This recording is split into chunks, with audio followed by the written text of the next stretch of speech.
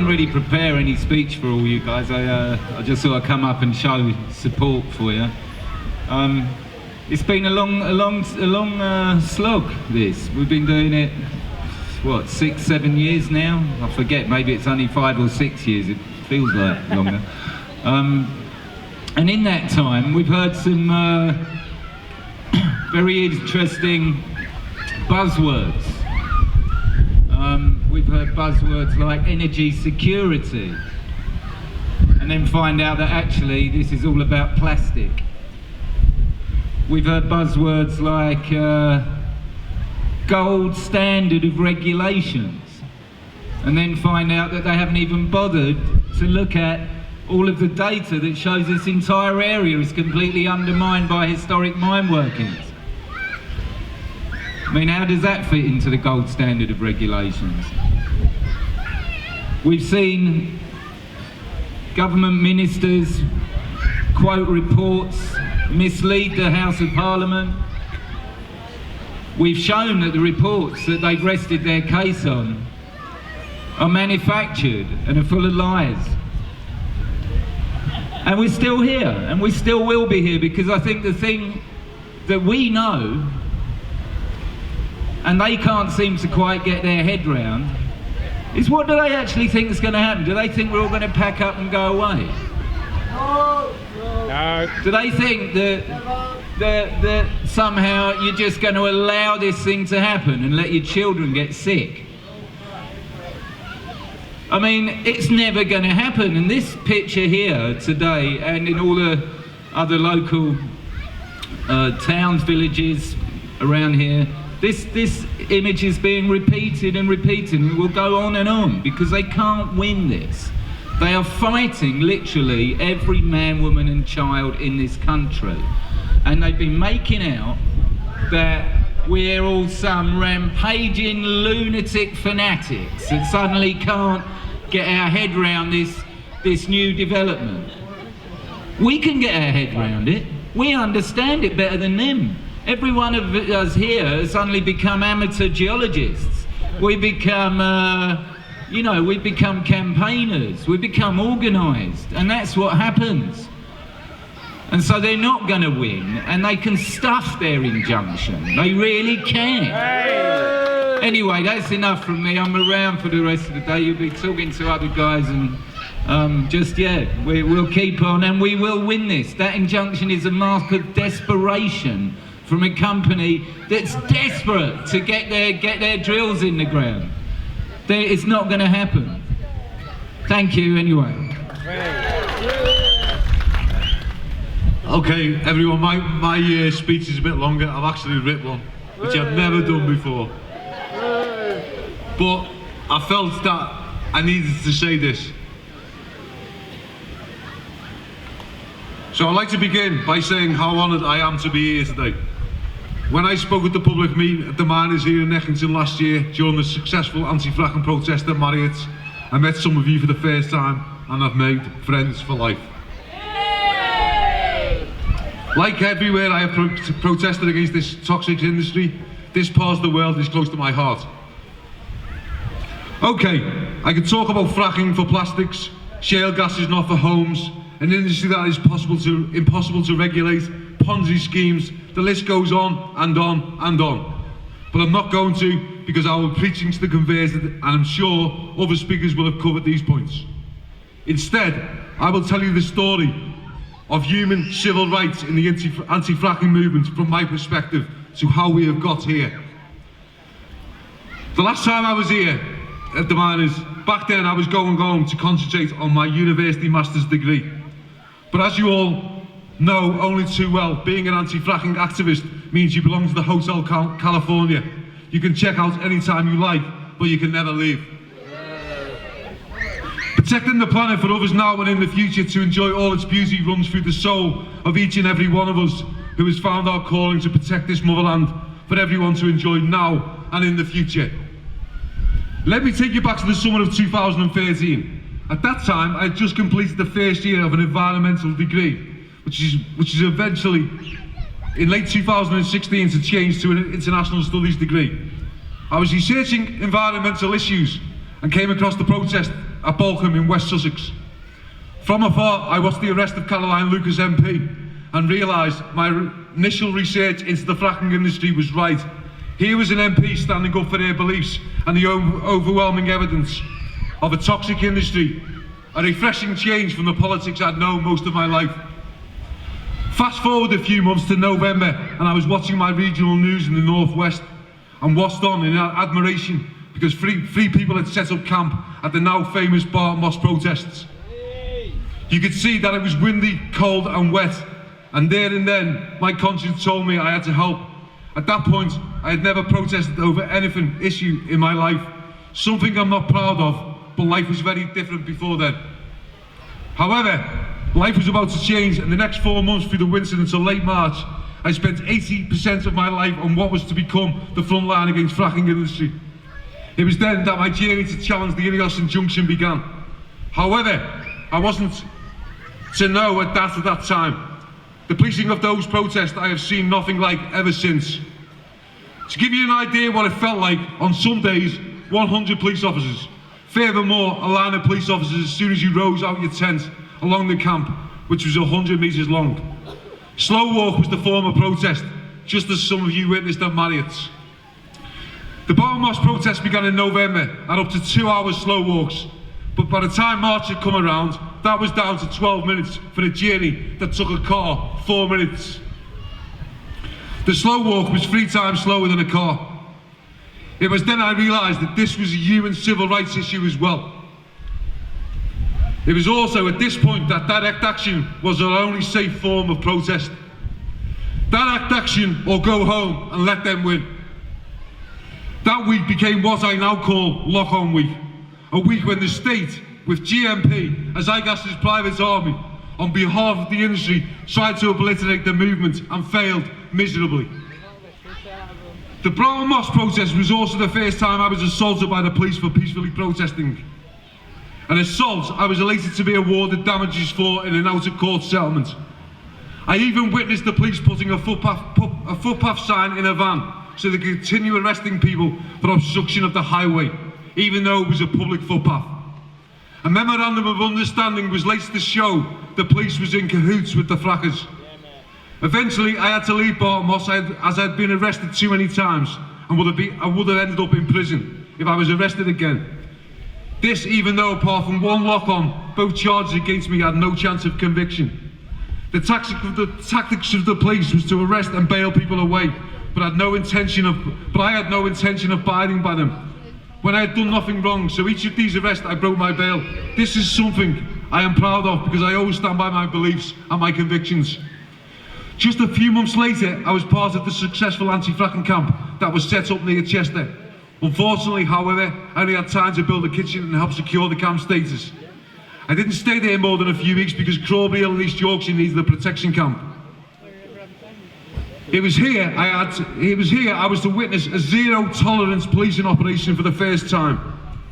Alone on one night, I was assaulted on over a dozen occasions by myself and others were having a slow walk protest. I was also arrested on this campaign, but right at the end, but charges yet again dropped. Another clear breach of human civil rights. This campaign ended in January 2016 and was successful and is now a free-range chicken farm after the land was put back to its former glory. Concurrently, there was a well site at West Newton just 10 miles away. I only attended there for a couple of days and was yet again arrested for a slow walk after just 1 minute and 48 seconds. This after telling the sergeant on live stream footage, which would be used in court later, that we were going to have a walk. The thing with West Newton was it was a single track road that saw no vehicles because there was only one farm at the end of the road. In this case, the magistrates accepted proportionality of our slow walk and acquitted myself and 2 others. The bail conditions for this illegal arrest was that I was bailed away from a 10-mile radius from that site. Another clear breach of human civil rights. The strength of the anti-fracking protest at this point was that, so let me move on to that. Fast forward January 2017 and the start of the Preston New Road campaign in Lancashire. But I decided to do a lock-on and take no further part in the protest.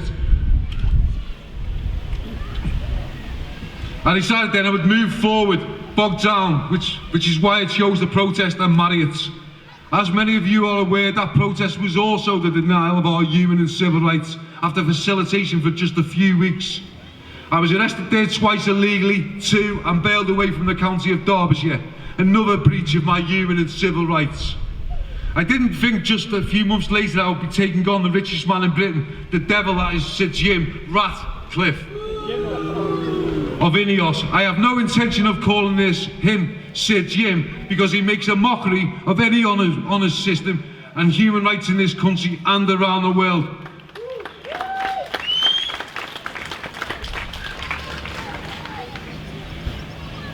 In March last year, we were aware of an attempt to pen everyone who wants to protest into a cage. Of course, a small team of us were outraged, so we decided to build a case to challenge it. Thankfully, we were successful at the High Court in Manchester.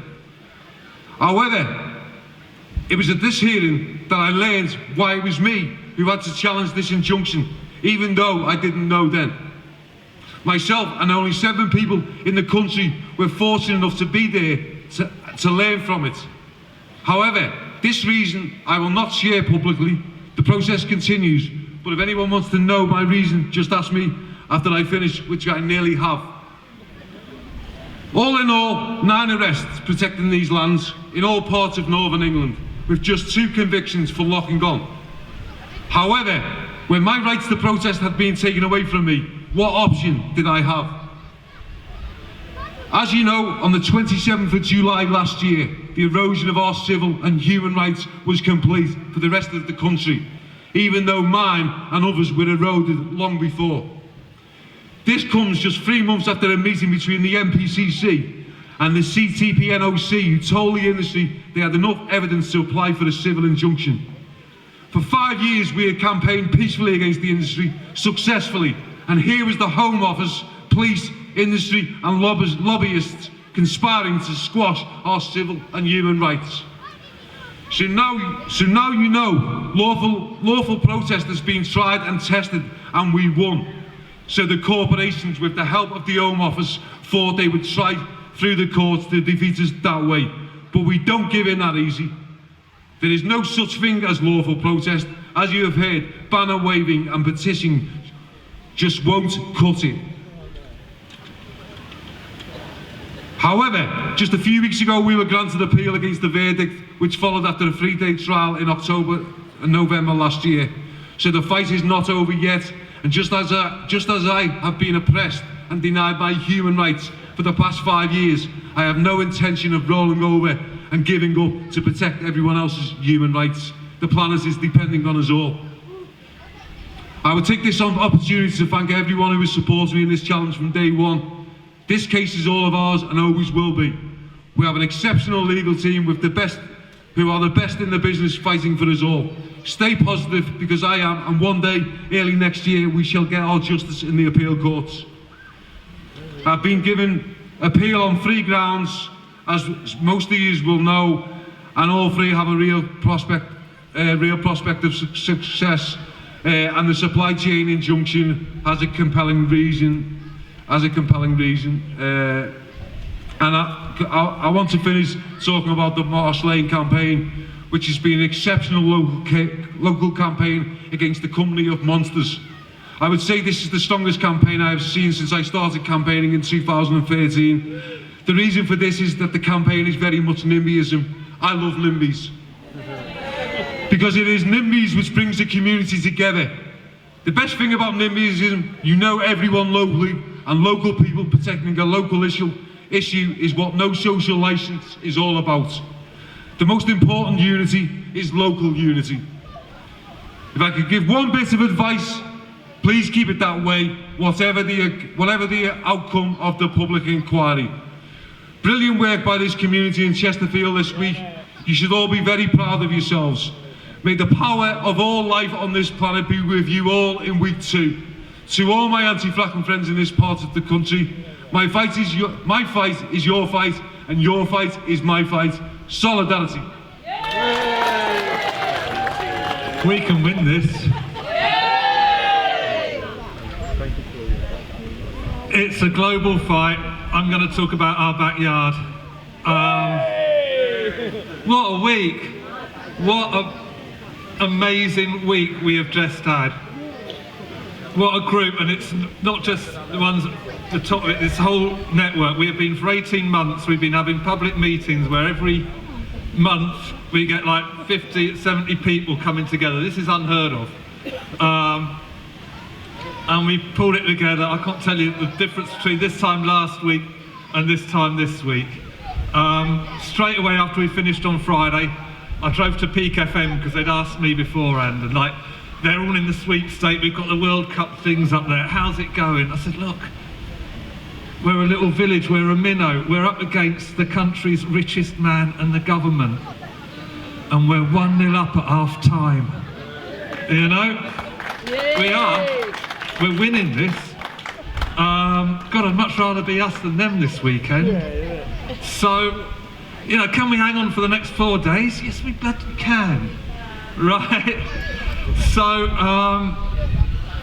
it's about, I was thinking about, you know, this, I was talking to somebody from the Friends of the Earth a little bit last summer, and she says, we've not just got to beat fracking, we've got to defeat the whole fossil fuel industry.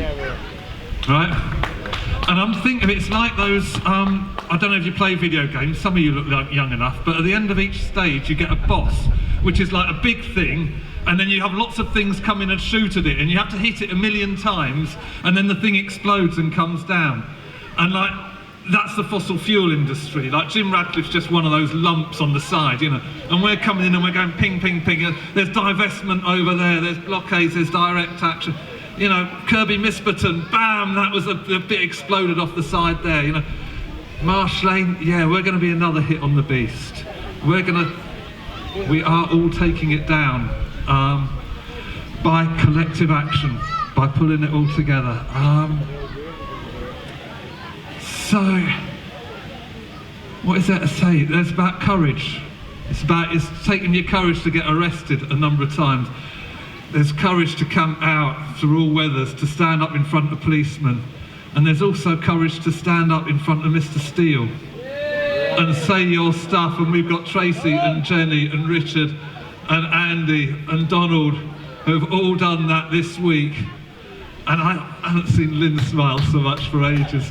You know, we've all been there. You know, it's a different protest putting a suit on than putting your hand and locking it to a lump of concrete, you know.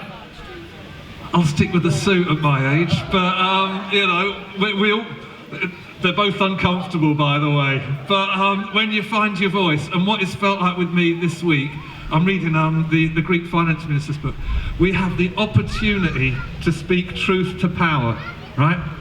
I've been sat there this week with a microphone in front of me, INEOS there, DCC there, an inspector, the press, and I can say the truth. And I can tell them, the opening statement in case you missed it, how long must our environment be sacrificed on the altar of profit? And I got to say that. Yeah, you know, this is what an opportunity. So it's really great fun. Now, you've got to enjoy it, haven't you? Because I'm just watching them squirm. And so next week we can't be cocky. Look, you know, we're 1-0 up, but you know, we are Costa Rica and they're Germany and Brazil combined, you know, but we can do it. We can pull it together. There's amazing notes being handed, lots of preparation being done. Bob the pilot, can he do it? Bob the pilot, oh, how did we pull that out?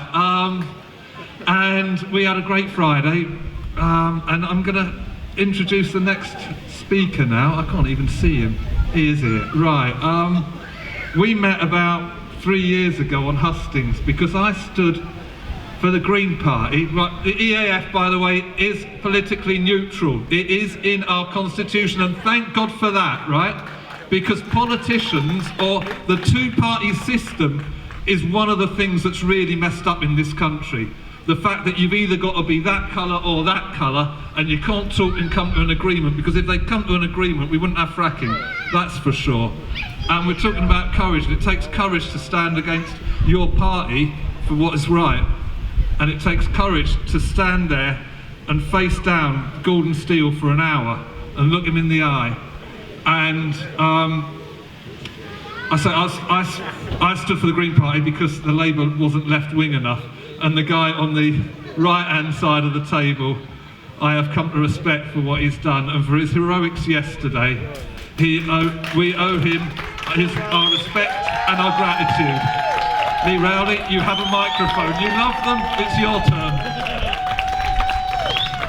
Well, thank you very much, and thank you for inviting me. Can I just say, start with today, thank you to everybody who's here today and everybody who has helped over so, can I say thank you to everybody who has helped over so long. We're only here because of all the work that you have done. We've only got to this place where we can really challenge them at the planning inquiry last week and then again this week, coming because of all the work you have done, because of the things you have been willing to do, because of the petitions that you've been willing to sign, the objections that you've been willing to put in, and it's down to you that we are here today. And can I just say specially thank you to David, and thank you to Richard, and thank you to Carol, and thank you to Jenny, because you're spending your time on that table shouting about how that application is inappropriate and it needs to be stopped, and you have my total respect, and thank you so much for that. And then thank you for everybody who's coming and watching it. Yesterday when I was there, Tracy and Carol and Mr. and Mrs. Glossop, and I know I'll have missed people, but thank you so much for coming, because it's your moral support which is making sure that we are going to make this case together.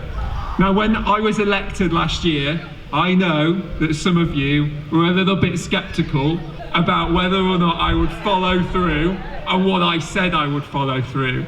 And I said it last year that that is the wrong application in the wrong place and it needs to be stopped. And I'm here today because it remains the wrong application in the wrong place and it needs to be stopped. And the reason it's important to me is because I live over there, because my mum was born over there, and because my grandma used to pick me up from over there. And it's important to me because of that, and it's important to you as well. So keep up the fight. We're gonna stop this. Thank you so much for all you're doing. We said no, we mean no, and sooner or later it's going to be no. Hi, it's good to see people from across the political spectrum here, because there's times when you know you have to oppose each other. And there's times that you have to know that you've got to stand together. And it's important to stand together against fracking, not just on a local level, but nationally too. A lot of people here are going to be as old as me and remember the old cafes when you had a little rope barrier when you could smoke on one side and not on the other. And of course, the smoke passes over. And if they're fracking anywhere else in the country, the rest of the country feels it. And we need to stop it. It's not a local issue. We need to stop it here, but we've got to carry on everywhere else. We've done it in Scotland, we sided with the SNP, we got it opposed there, and we need to work together here, and all of the political parties need to join together and stop this, stop the planet being raped, which is ultimately what is happening here, and bring it to... Fossil fuels are dead. We need to kill them off completely and move on to renewables. Hello. I'll just introduce myself to anybody who doesn't know me. My name's Chris Peace, and I'm the Labour prospective parliamentary candidate for North East Derbyshire. And I bring solidarity to you today. I want to praise you for your campaigning. I'm a hardened campaigner. I've been involved in loads of campaigns over the years. But this one has really captured the imagination. And what I want to say about any campaign, you have got it all. You've got the three fronts you've got to fight on if you want to be successful. You have got your impassioned activism. You just ride around this area, have a walk, go on the bus, whatever. All you see are these yellow anti-fracking notices. All you see are the t-shirts. That is the visibility of your campaign. And it's not just working here in Eckington and Marsh Lane and in North East Derbyshire. It's inspiring people across the whole country. Because I know that if you win this inquiry, You ain't stopping fighting against fracking, because we don't just not want it here, we don't want it anywhere at all. We have got to tackle climate change, and we have to do that by looking at our energy sources.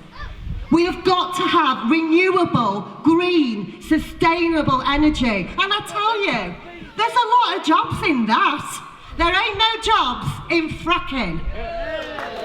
And what I want to say is that, you know, occasionally there are little chinks where the guard goes down, and I'm very proud that one of our Labour MPs, Louise Haigh, using the parliamentary process, was asking some written questions about that absolutely disgusting statement of Greg Clark trying to fast track the planning protest. And she said, what about all these jobs? Where's the proof for it?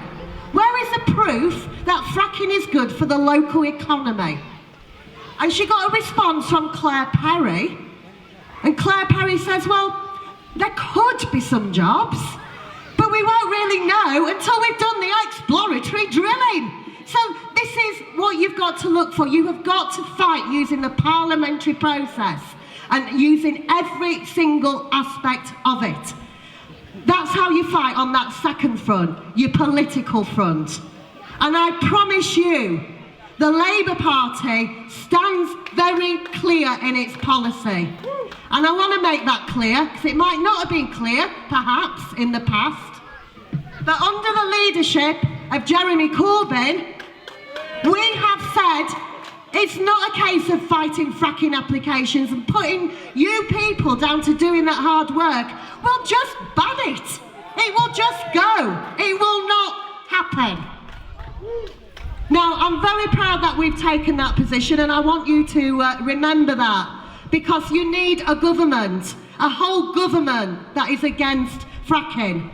So please bear that in mind. Your third front that you fight on, well, you're in the middle of it. If anything summed up in a room, the inequalities that we've got, not just in this system of fighting these applications, but across the whole country at the moment, it was that room. You have got the richest man in the world with the legal team he can afford, and you're there. And you're fighting them, and you're making your points, and you're holding them to account. And you have fought using the legal and the planning process from the beginning. And you know what? You've won every time. Let's hope this one's not going to be different, okay? I'm with you all the way, and I bring you support, congratulations, fingers crossed for the result, and solidarity. Thank you.